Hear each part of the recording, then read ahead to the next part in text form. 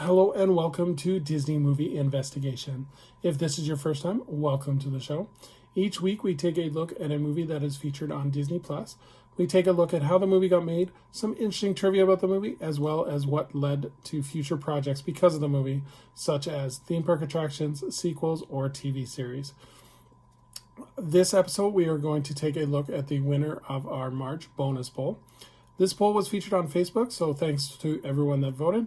And the winner of our musical poll was Moulin Rouge, the 2001 film featuring Nicole Kidman and Ewan McGregor. We're going to take a look at the inspiration behind the movie, the trouble that Nicole Kidman had while shooting the movie, as well as what the musical ended up being on Broadway. So we'll take a look at all those things today in our video. And stay tuned for our Disney bonus story, as we are going to continue the theme of musicals, and we're going to look at the lesser known Disney musical, Disney on the Record. We're going to take a look at how this musical was created, as well as why the musical closed so quickly. And if you are enjoying these videos, I do ask that you please hit that subscribe button. That way you'll never miss any one of our videos. So for now, sit back and enjoy this episode of Disney Movie Investigation. So like I said, we are covering the 2001 movie Moulin Rouge. So this movie was released on May 9th, 2001 at the Cannes Film Festival. And it was directed by Baz Luhrmann. And it was written as well by Baz Luhrmann and Greg Pierce. The budget for this movie was $52 million. And it ended up doing an astonishing $179.2 million. So in terms of the development of the movie, Baz Luhrmann said that he was inspired by many different sources while writing the movie. He was inspired by Bollywood movies, Greek tragedies, as well as Shakespeare and operas.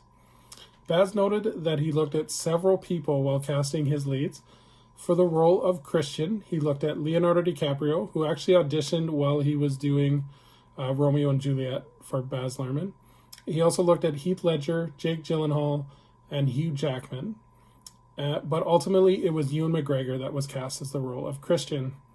In terms of Satine, Courtney Love was being considered for Satine, and she actually was working with Baz Luhrmann to clear some of the musical rights. But ultimately, Baz Luhrmann decided to go with Nicole Kidman, and this did not sit well with Courtney Love, as she's quoted that she still considers it a career setback, and that it was she continues to hold a bit of a grudge against Nicole Kidman. However, filming began in 1999 in Fox Studios in Sydney, Australia, and Nicole Kidman unfortunately suffered several injuries during the filming. Nicole Kidman injured her ribs twice during dance sequences. Torn knee cartilage suffered from a fall during Diamonds Are a Girl's Best Friend, and a broken rib while being tightened into a corset. Some of the scenes, because she was injured and they did not want to delay filming anymore, Nicole Kidman was actually filmed while in a wheelchair. The scene where she's talking about becoming a real actress with Harold Ziedler, she's actually in a wheelchair and filmed from the waist up. So because of the injuries as well, Nicole Kidman actually had to drop out of her next project after Moulin Rouge. She was originally scheduled to be in the film Panic Room, but because of the injuries, she had to recover afterwards. She ended up dropping out, and that went to Jodie Foster in that movie.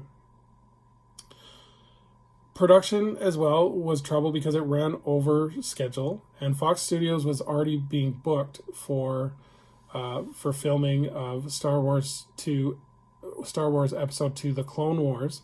So production had to be finished up before it was being done, and then Baz Luhrmann went to Madrid to actually film pickup shots. And because of the popular music that is used in several of the songs of the musical, Baz Luhrmann had to secure music rights from numerous different artists, and this process took over 2 years to get this completed. And then the movie was originally set to debut in December of the year 2000, but it got moved to spring of 2001 because Baz Luhrmann needed more time to complete post-production. So in terms of the cast, we have Nicole Kidman, who plays Satine. We have Ewan McGregor, who plays Christian. Jim Broadbent plays Harold Ziedler. Richard Roxenberg plays the Duke. And John Leguizamo plays Toulouse. And let's look at the plot. The year is 1899, and Christian, a young English writer, has come to Paris to follow the Bohemian Revolution, taking hold of the city's drug and prostitute-infested underworld. And nowhere is the thrill of the underworld more alive than in the Moulin Rouge, a nightclub where the rich and poor men alike come to be entertained by dancers. But things take a wicked turn for Christian as he starts a deadly love affair with the star of the courtesan of the club, Satine. But her affections are also coveted by the club's patron, the Duke. A dangerous love triangle ensues as Satine and Christian attempt to fight all odds to stay together, but a force that is not even love can conquer is taking its toll on Satine. So this movie was very successful, not only box office-wise, but awards-wise. The movie was actually nominated for 8 Academy Awards. It was nominated for Best Picture, Best Actress for Nicole Kidman, Best Film Editing, Best Cinematography, Best Costume Design, Best Art Direction, and Best Sound. The film would ultimately win 2 Academy Awards, one for Best Costume Design and Best Art Direction. In terms of soundtracks, this being a musical, the music was very, very popular, so it inspired 2 different soundtracks that was released. Moulin Rouge, the original soundtrack, and then that sold so well, they actually released a second album called Moulin Rouge, the Soundtrack, Volume 2. And then the music video for Lady Marmalade, which featured a collaboration between Christina Aguilera, Little Kim, Maya, and Pink, was incredibly popular when the movie came out. I remember I was just finishing high school when this movie came out, and that music video was played all the time, and the song was definitely got major radio play as well. In 2002 and 2003, there were rumors that Moulin Rouge was going to be adapted for the stage for Las Vegas, and then rumors surfaced in 2006 that Baz Luhrmann had even offered Nicole Kidman and Ewan McGregor the roles to star in the stage version. Ultimately, though, it would get delayed until 2016 when it was announced a stage adaptation was being developed, and then the show would do previews on July 10, 2018 in Boston, and then the Broadway production began in July of 2019. And then finally, in 2018, for the Winter Olympics, Canadian skaters Tessa Virtue and Scott Moore designed their routine with music for Moulin Rouge, and in their routine, they actually told the love story of Christian and Satine. So in terms of final thoughts, I think this movie is amazing. I think it's very, very innovative and very creative. Each time I watch it, I see something new. Like this time when I watched it, while they're singing the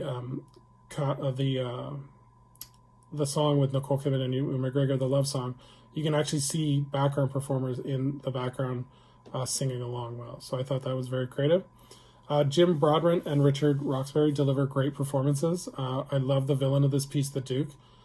His facial expressions are hilarious, and he's also menacing at the same time, so he's not a total laughable villain. Ewan McGregor and Nicole Kidman have amazing chemistry.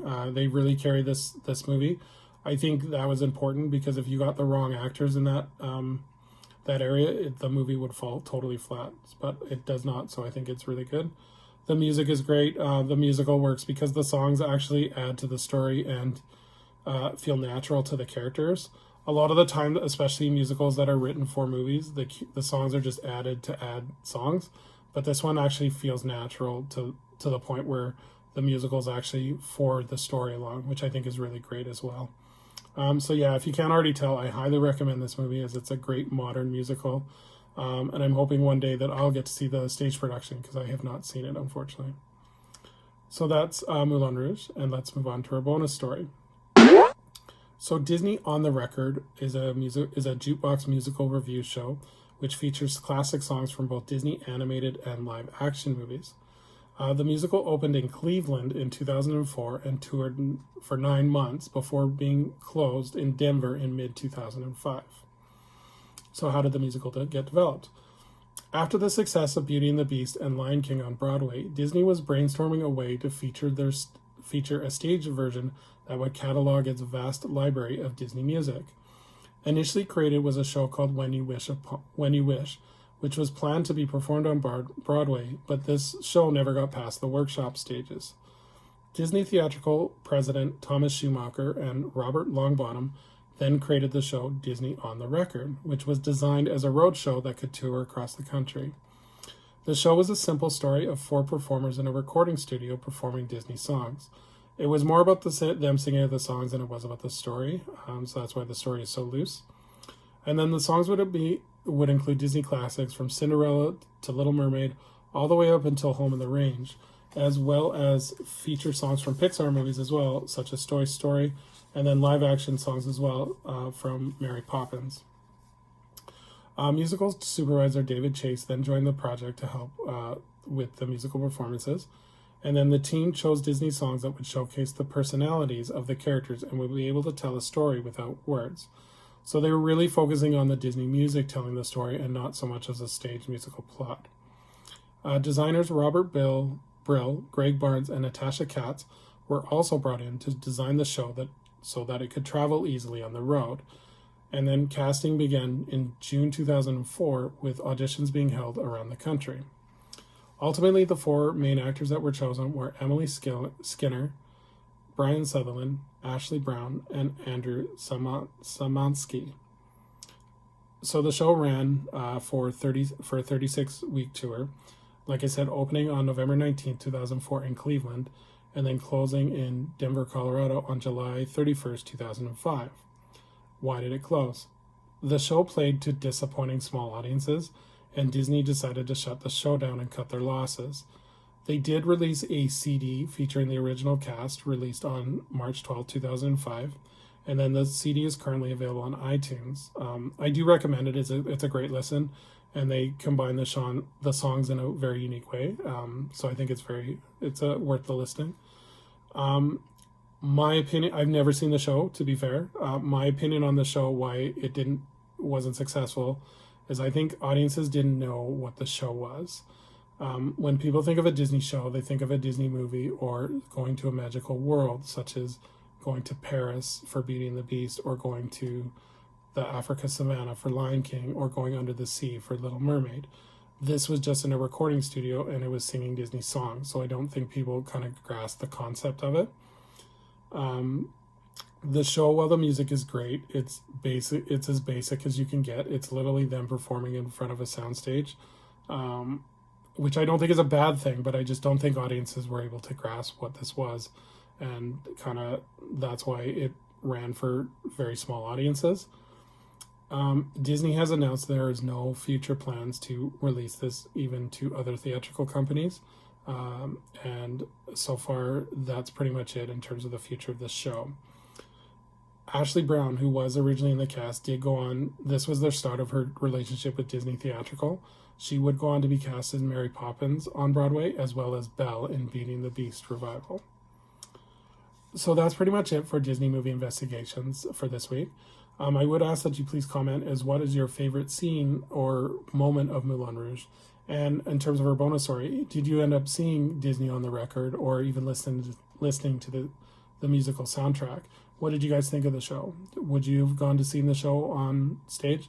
Please let me know in the comments. That'd be great. So our next monthly poll, being the month of April, being Earth Day month, we decided that we were going to look at movies that feature animals. So the choices for next month's poll are Big Miracle, Flipper, Dolphin Tale, Ace Ventura Pet Detective, and Free Willy. So please head over to our Facebook page and cast your vote for which movie you'd like to see in the show. And then stay tuned for our next show as we continue to look at the movies added by Disney Star. So we're going to take a look at the thriller starring Edward Norton called 25th Hour. So for now, thank you for joining us on Disney Movie Investigations, and we look forward to seeing you on the next show. Have a great day. Bye-bye.